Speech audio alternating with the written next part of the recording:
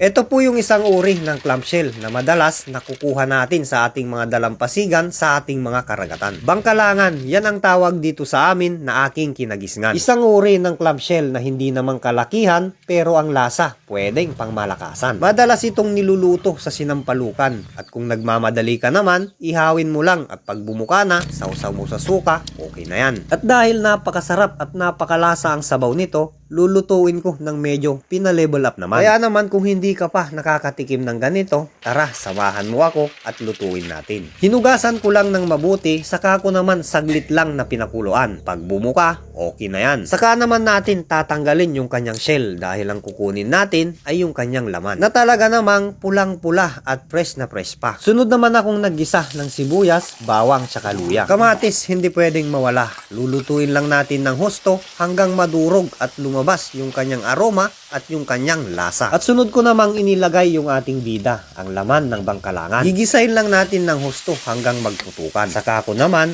lalagyan ng katamtamang sabaw lamang. Saka naman ako naglagay ng paminta at syempre kaunting pampalasa. Tinakpan at pinakuluan ng ilang minuto para kahit papaano mapalambot naman. At sunod naman akong naglagay ng dahon ng sibuyas at siling haba na hiniwa-hiwa ko na. Konting pakulo na lang at heto, okay na.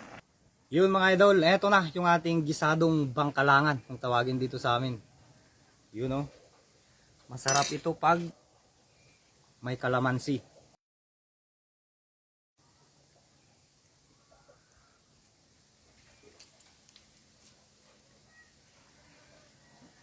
Yun, grabe, ang bango. Medyo kaamoy siya ng oyster. Talaba. Yun. Higop tayo sabaw. Grabe yung sabaw.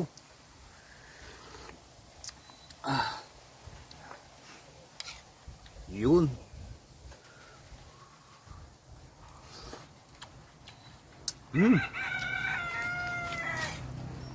Ayos, ang lambot. Tapos napakalasa.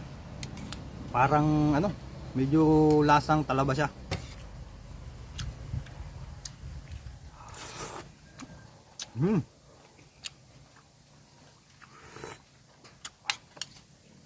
Grabe.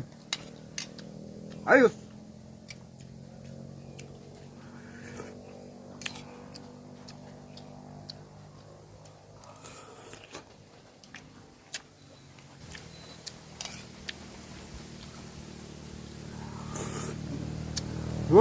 Kanin na lang kulang.